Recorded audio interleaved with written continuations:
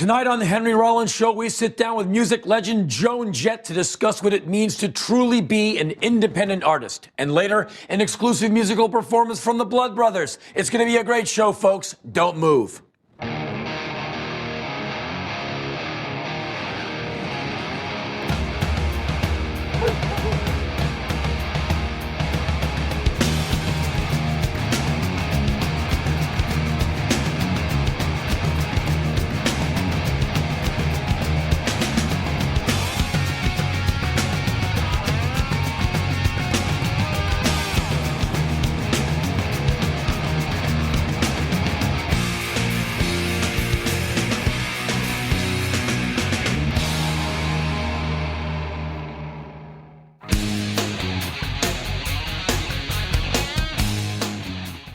I felt bad for Fred Goldman and his family after his son Ron was killed along with Nicole Simpson many years ago. But my sympathies started to fray when I noticed that Mr. Goldman started making himself available to CNN and other news agencies for gratuitous purposes with annoying frequency. After a couple of years of it, I figured, fuck this guy. Go home and grieve. The truth of your son's death is bad enough. No need to keep making curtain calls lest one think you're enjoying your horrible loss too much. Nowadays, there seems to be an alarming number of people who make themselves into tabloid fuel when their famous friend or relative dies. The status reports on the decomposition rates of James Brown and Anna Nicole Smith were pathetic and obscene. Don't tell me you're gutted about the loss of someone while you're a willing media circus chess piece and your tears smell like money. Here's what these people should do, and it would make everyone happy. Don't stop the madness, sell it. Preserve the corpses a la Vladimir Lenin and put them on display in mood-lit and refrigerated museums with other famous dead people. Can you imagine the line to view the bodies of Elvis Presley and JFK at Disney? The merchandising possibilities would be eternal. Think of all the famous people who would call their lawyers immediately to get the paperwork going and get their priority spot as dead celebs go into a prime-time twilight zone. Plastic surgeons would rake in the big bucks on post-mortem plastic surgery, putting a whole new spin on the phrase, live fast, die young, and leave a good-looking corpse.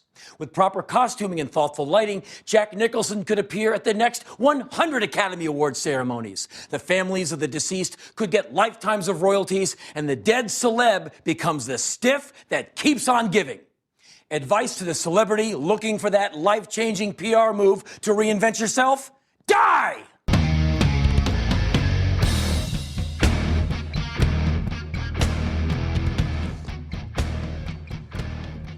Joan Jett is joining us tonight. At the front lines of early punk, Joan proved herself an innovator and a revelation for all musicians who would follow in her footsteps.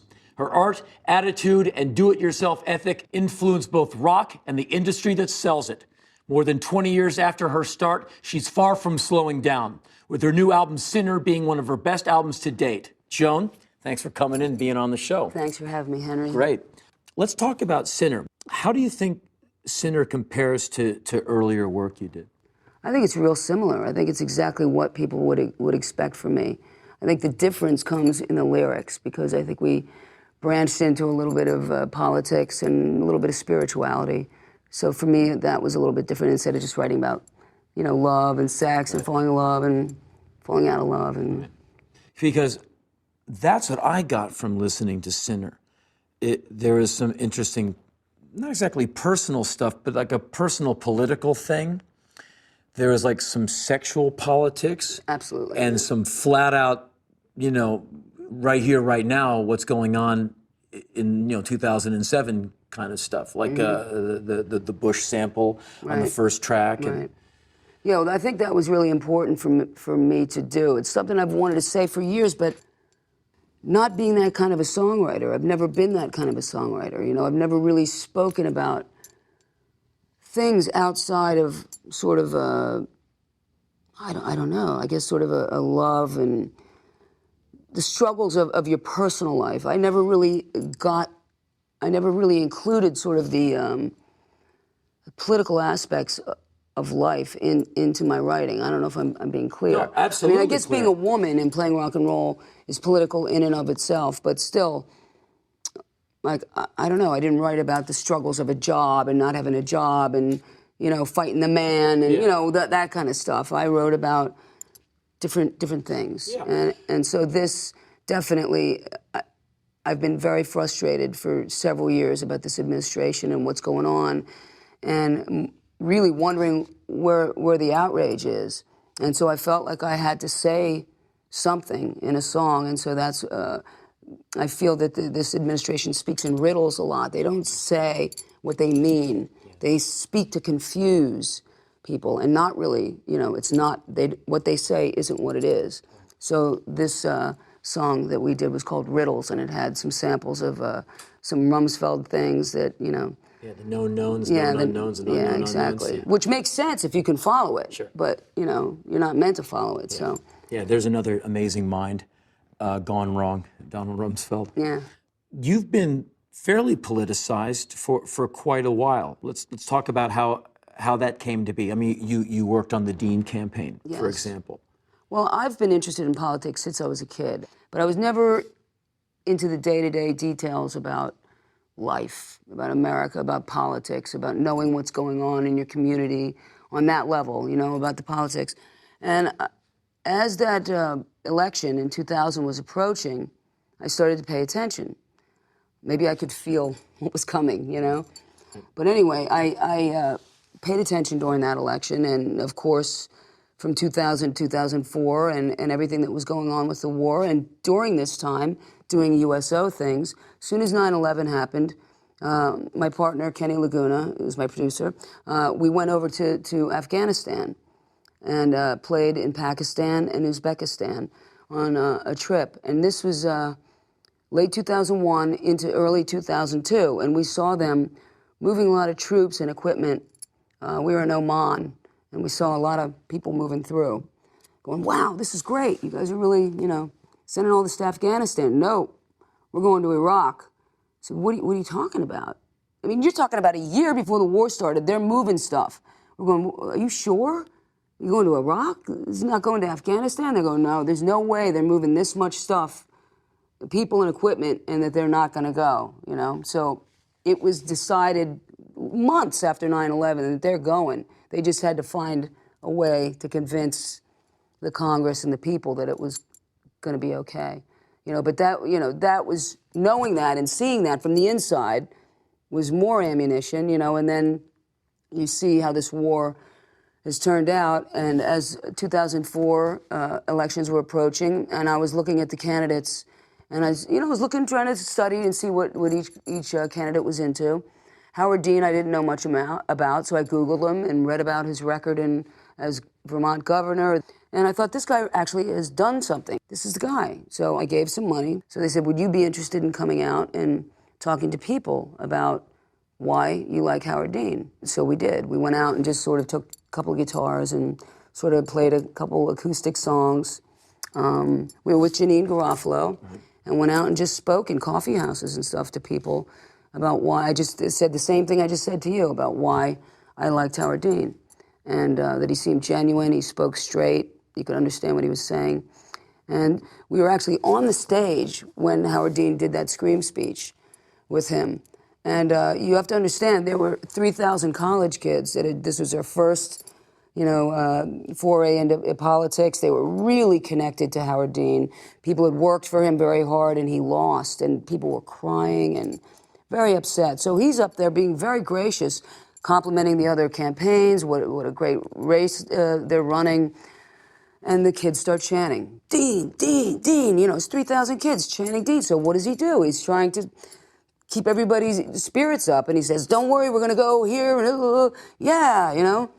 And then we all get on the plane, you know, a campaign plane, and I'm sitting up front with Dean and Joe Trippi, and I'm straining to lean over the seats, trying to hear what they're talking about. In the back is 100 press people. Now, you know, press people, if they had any inkling that speech was something that made Dean look like a nut, they would have been in my face going, Joan, what do you think your candidate just screwed himself? He looks like a nut job. What do you think? Right. Not a word. It was a non-story, non-issue. They were all going to sleep. So between 2 a.m. when we got on that plane and 6 a.m. when we got to New Hampshire to do the next bit, It was on the news at 6 in the morning, showing Dean looking like a nut, where they removed all the sound from the kids chanting. So he just sounds like, you know, he's losing it. So I was so disillusioned by that, too. I don't know where that came from. The other Democrats or the Republicans, it didn't matter. They just took this guy out because he was an establishment. So I really got very into it during that time. And so I'm still very involved. I'm not passionate about anybody yet, though, at all in 2008. So, but I'm involved now for the long haul. There's no going back. Yeah. Different topic. Blackheart Records, your label, Yes. celebrates its 25th anniversary this year. Is that right? That's right. So this is your own label that you started out of a real need to just to get your music out and take control of your own stuff. This is a template for a lot of other bands and labels. You know, not only being a female in music, you know, with the guitar playing loud is pretty cool, but having your own label is really fantastic. Let's talk about Blackheart Records, why you did it. Okay. We had to, because nobody would sign me. After the Runaways broke up, I was a pariah. Nobody wanted to touch me. Everybody, I don't know if it was the way I looked, if the way I was sounded, my reputation in the band, people just weren't interested. And we sent labels several songs, and we got 23 rejection letters. We sent them I Love Rock and Roll, Bad Reputation, Crimson and Clover, and Do You Want to Touch Me? And we got 23 rejection letters. Oh, this is interesting music, but you need a song search. Thank you, but no thanks. You know, just a lot of those letters. So, yeah, there was no way to get the music out unless we did it ourselves. And Kenny borrowed his infant daughter's college fund that he had started for her, and we printed up, I think, like 5,000 records and sold them out of the trunk of the car after the shows, out of Kenny's old Cadillac, and that was our first office, I guess. You know, a few million records sold later. I'm sure all those A&R people are like kicking themselves in the ass, because all 4 of those songs have at times been all over radio. Right. And it's interesting that no A&R guy just couldn't hear it and go like, duh.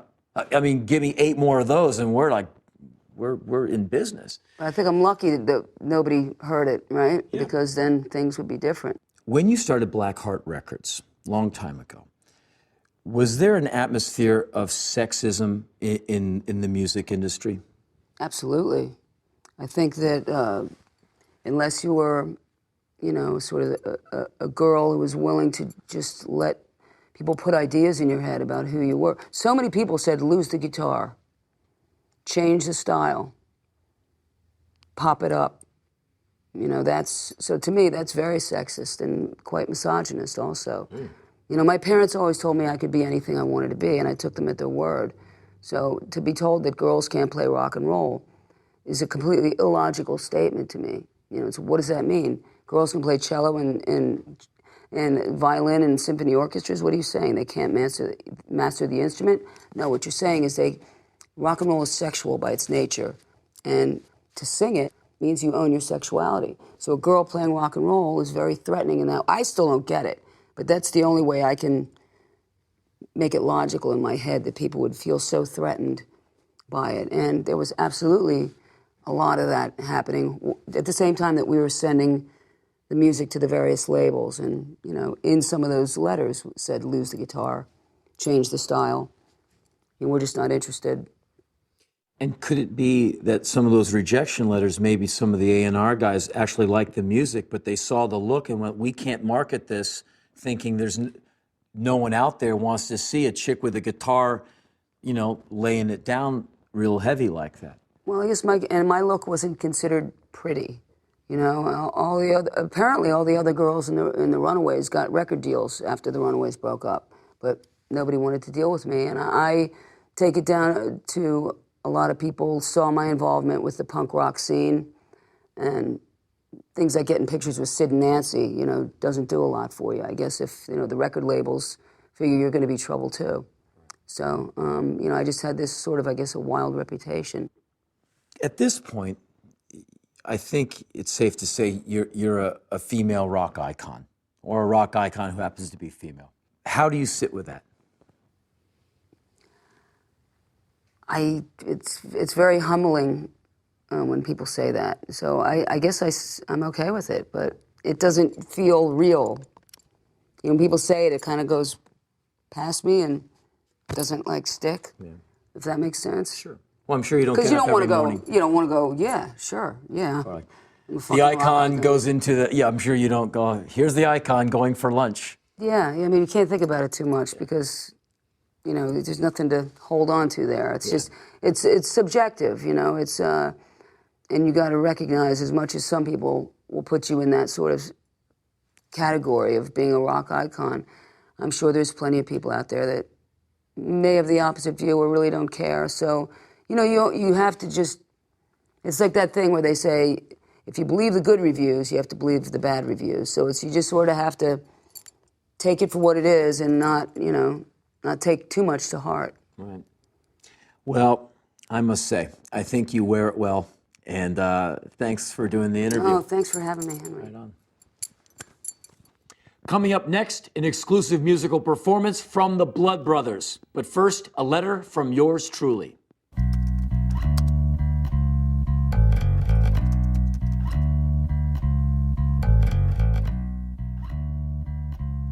Hey Who, how do you do? I come to you with my heart in my hands because you have my balls in yours. Funny how that all worked out. Not all that funny, really, but not all that surprising. You must think it's great to have the United States of America over a barrel. So deep in debt are we to you that it makes me think that every minor earthquake we have in America is due to all the dead Cold War hawks, spooks, and moles spinning in their graves.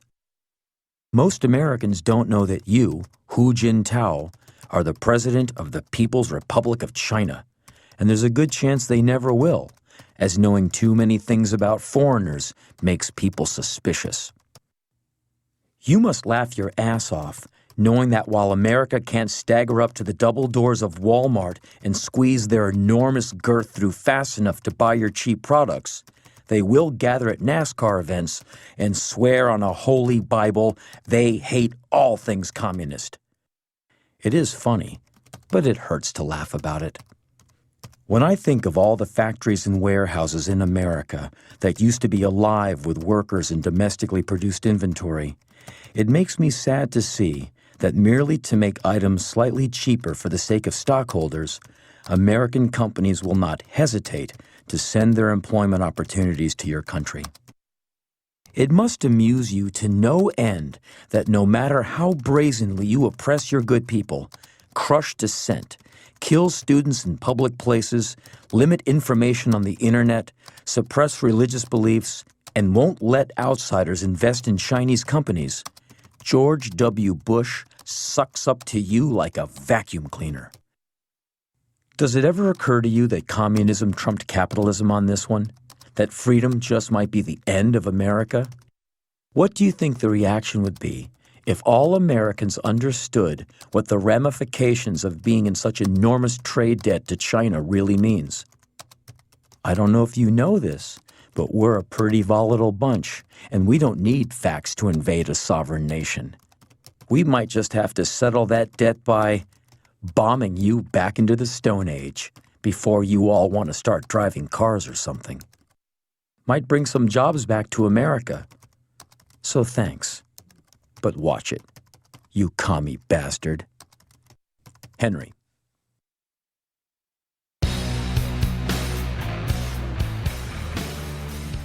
Tonight's musical guest is the Blood Brothers. The Blood Brothers make music that will save us all. What a great fucking racket these guys make. This is what it's all about. Here to play Set Fire to the Face on Fire from their new album, Young Machetes, this is the Blood Brothers, live and uncut. Fire, fire, fire!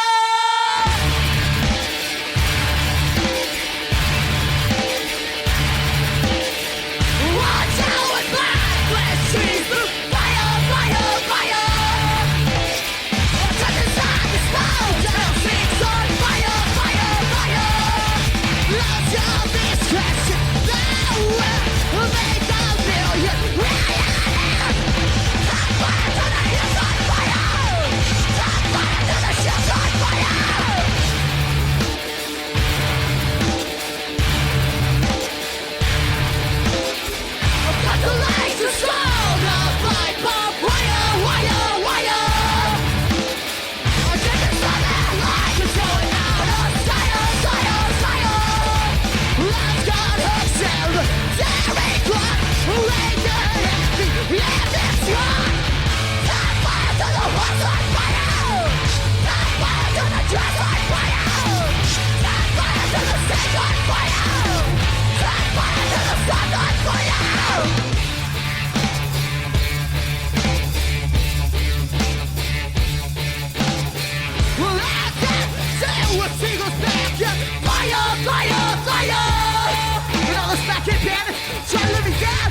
thousand. Fire, fire, fire.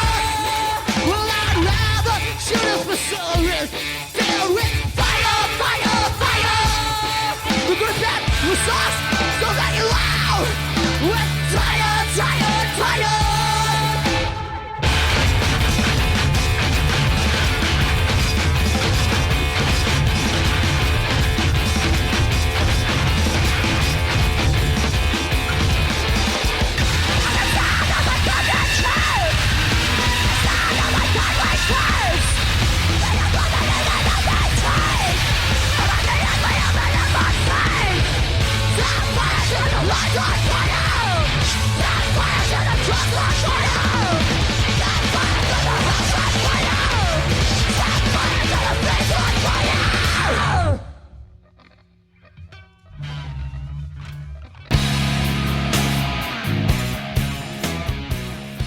That's our show for tonight.